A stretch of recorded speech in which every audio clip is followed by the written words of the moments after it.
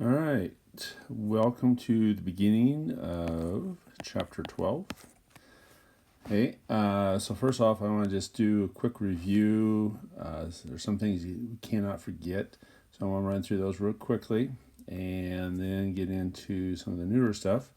So, a couple things is you're going to have to know, in this case, remember the dot product, cross product, and what we call a unit vector. Okay. So you're going to find out that these three things are a very powerful tool that we can use in physics, and I'm assuming in chemistry too, because a lot of equations, instead of doing derivatives like we normally, you can actually do dots and crosses. So a lot of times the equations are set up in that format, and it gives you the ability to remember them as a dot, cross, or unit vectors. All right, so let's quick view here. Let's do the dot here. Remember, if you have the magnitudes, that it's done by A times B cosine of theta. By components, B, like that. So if I have, let's say we're looking for the angle between them. So if I have the component of A, let's say negative 2, 1, 0, and component of B, 4, 3, 1. The magnitude of this, using the Pythagorean theorem, would be root 5. Magnitude of B would be root 26. So basically, multiply the magnitude, root 5 times root 26, cosine of theta. And then if you do the cross of these, of A and B, you should get negative 8 plus 3 plus 0, or negative 5. So double check my math there. So now all you have to do to solve for this, you have cosine of theta equals negative 5 over root 5, root 26. Take the inverse of it, and you'll have that angle measurement. Okay, that was a question on the last test. Just a quick rundown on the cross product. I don't think we'll do the math of that one, but remember for the cross, by magnitudes, A times B, so this is actually the cross, but you multiply the magnitudes, sine of theta, and that would be by magnitudes, is equivalent to the I hat, J hat, K hat. Okay. Now with that response, remember you should have a vector here. Okay. Oops, what happened here? Why does that pop up? Okay, there we go. So you have I hat, comma, J hat, comma, K hat. So remember your outcomes, and that will remember you kind of in terms of your order of what you need to do. So once you get this, you can either dot it with something, then you can get a numerical value, because notice anytime you do a dot, you get a numerical value. Anytime you do a cross, you get components. Okay. Also, too, on a cross product, okay, you get a vector normal. So basically, if you have, let's say, a plane here, that vector is going to be perpendicular no matter where point you want to use. Okay. Something else it also finds, remember, it finds the area of parallelogram.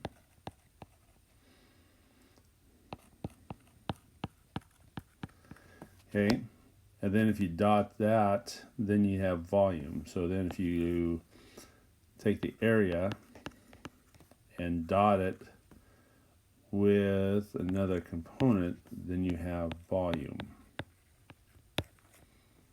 Yeah, of the prism. Okay, next thing here, we're going to equation a line.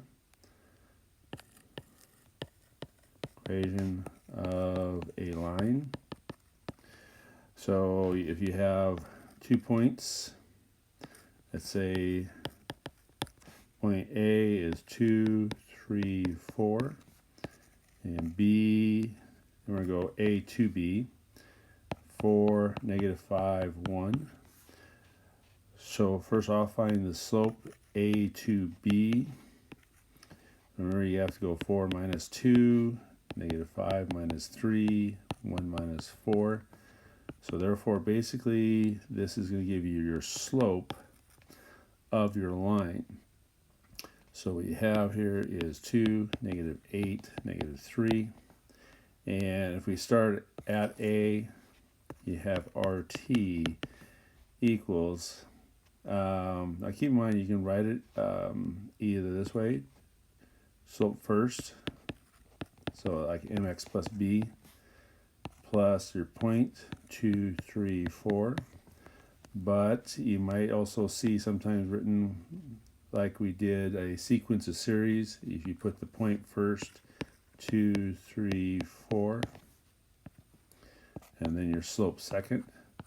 That would be like how we wrote the series out.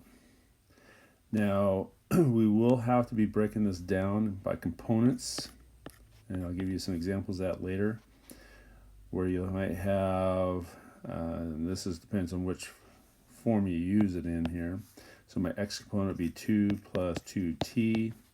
My y component would be, equals 3 minus 8t, and then my z component would be 4 minus 3t. Okay. So just another option of how it can be written out. Okay. So we're going to be looking in terms of where the two lines intersect. So we're going to have to look at it as individual components, so a different option. Okay. So kind of going back to Algebra 1, if you had, in terms of things that are parallel, perpendicular, intersecting, things like that, so how do you determine things like this in three-dimensional? Well, first off, we have, let's say, 2, 4, 3, and B is 4, 8, 6. One, if you just look at a scalar here, notice if you basically multiply by 2, you can see you got the next vector. Now, if they're a little bit more complicated in terms of fractions, decimals, just look at individual fractions, like say 2 over 4, 4 over 8, 3 over 6. Notice every single one of those reduces down to the same things, 1/2, or implies that they are all 1/2, or if a decimal 0.5, you can determine that they are parallel. So therefore, you would have two lines that are traveling, and actually would be a directional. So they're traveling in the same direction, parallel to each other. If you do, say, a cross, so in this case, if I would have did A dot B, I would not have gotten 0. Okay, then therefore I know that these are not, and I should say not perpendicular. Okay, so if they're not parallel, they're not perpendicular, then they do intersect someplace, and that's where we're going to go next in terms of how to determine where you have two things traveling in inner space or outer space, and whether or not they're going to cross. Like, for example, two airplanes flying, will they actually crash in airspace?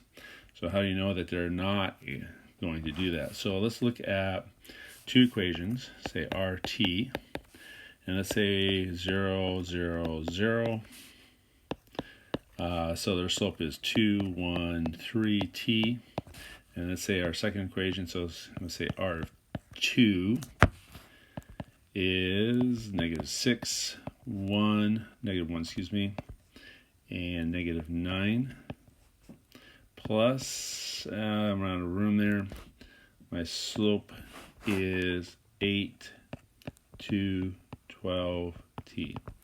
So one, you can take a look at your scalars or your slopes, and also you multiply 2 by 4. Let me show it here. Multiply this times 4, I have 8. If I do the same thing by 1, I don't get 2. So I know they're not parallel, and I know they're not perpendicular because they're all positive. So let's check to see if they intersect, and if so, where would they intersect?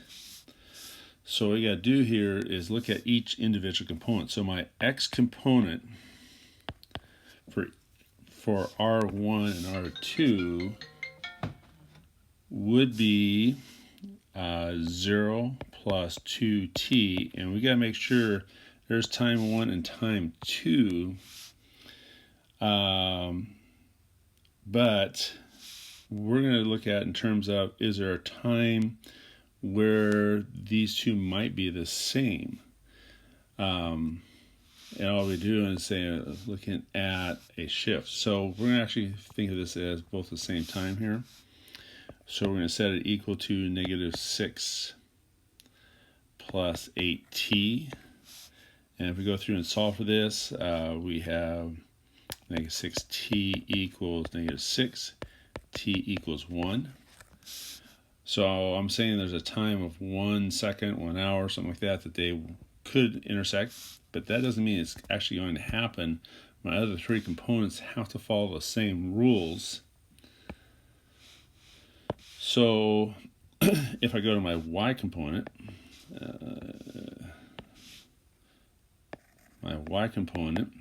so 0 plus 3t equal to my other y component, -1 plus 2t, and I have t equals, did I write something down wrong?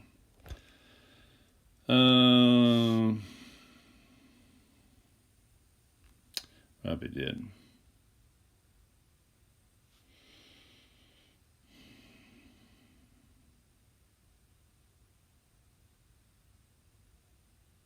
Oh, yep, it's there. That should be a 1. There we go.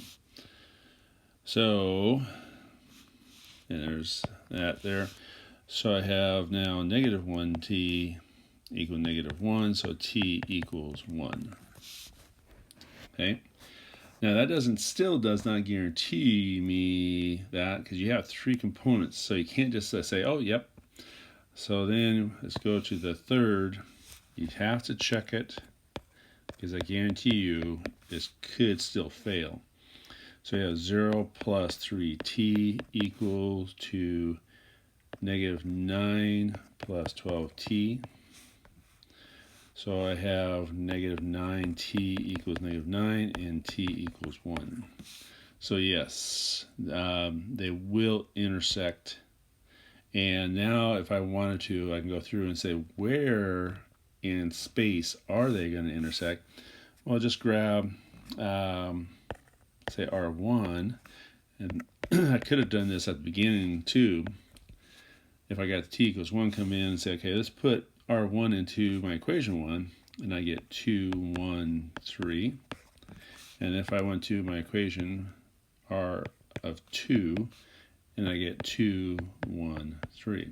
So which one's probably faster? Probably this.